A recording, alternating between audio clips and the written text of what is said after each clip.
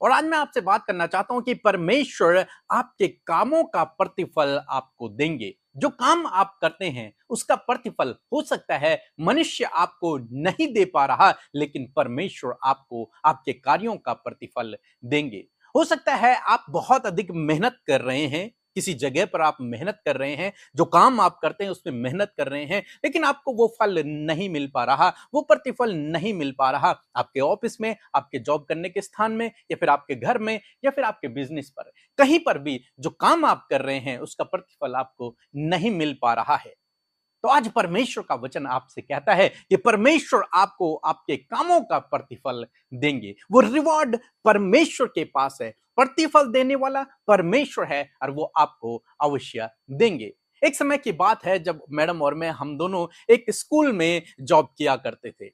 और जब एक साल कंप्लीट हुआ तो सब लोगों की ये उम्मीद थी कि इस साल हमारी सैलरी बढ़ेगी। लेकिन हुआ यूं कि जो डायरेक्टर सर थे उन्होंने हमारी सैलरी को और कम कर दिया, सारे स्टाफ की सैलरी को कम कर दिया। हम लोग बहुत चिंतित हो गए, गुस्सा हो गए, नाराज हो गए, फ्रस्ट्रेट रहने लगे। लेकिन फिर भी हम लोग काम करते रहे, विश्वास योग्यता के साथ में हम काम करते रहे, क्योंकि हम प्रभु के लोग हैं, परमेश्वर के लोग हैं, मसीह यीशु के लोग हैं। इसलिए हम विश्वास योग्यता के साथ में काम करते रहे।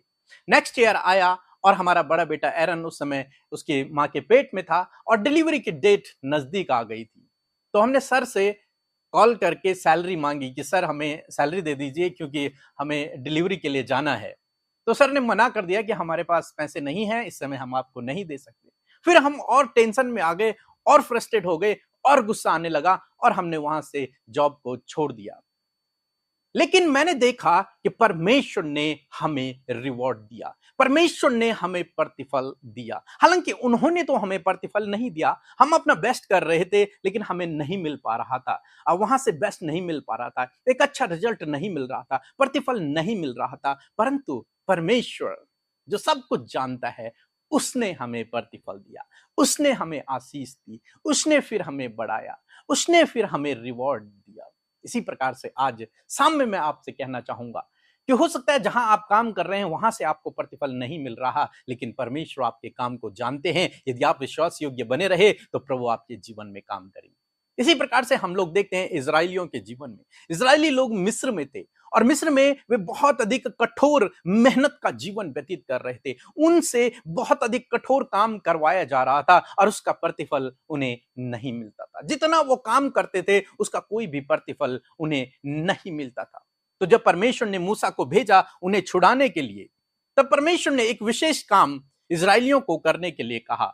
हम लोग पढ़ेंगे निर्गमन की किताब उसका 12 अध्याय 35 पद, जहां पर कुछ इस प्रकार से लिखा है। इजराइलियों ने मूसा के कहने के अनुसार मिस्रियों से सोने चांदी के गहने और वस्त्र मांग लिए। आमीन। दोस्तों, यहां पर परमेश्वर का वचन कहता है कि परमेश्वर ने मूसा से कहा कि सारे इजरायलियों से कहो, अपने पड़ोस से जाकर सोना चांदी गहने कपड़े मांग लो। और उन्होंने ऐसे ही किया और सब मिस्री लोगों ने उनकी बात को माना और सब ने उनको अपना सोना चांदी और अपने कपड़े दे दिए। इस प्रकार से हम देखते हैं कि परमेश्वर ने उन्हें जब मिस्र से बाहर निकाला तो छूछे हाथ नहीं निकाला, खाली हाथ नहीं निकाला, बल्कि वो जब वहां से बाहर निकले तो उनके पास बहुत कुछ धन संपत्ति था।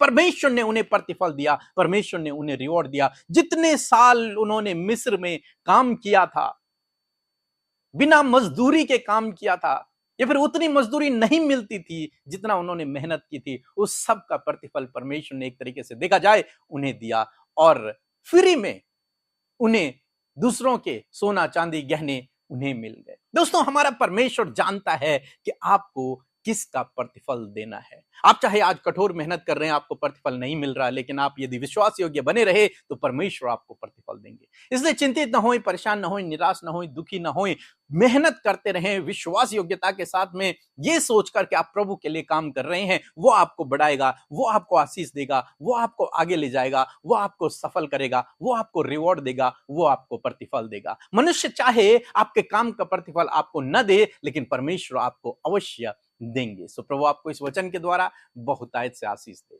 आमीन।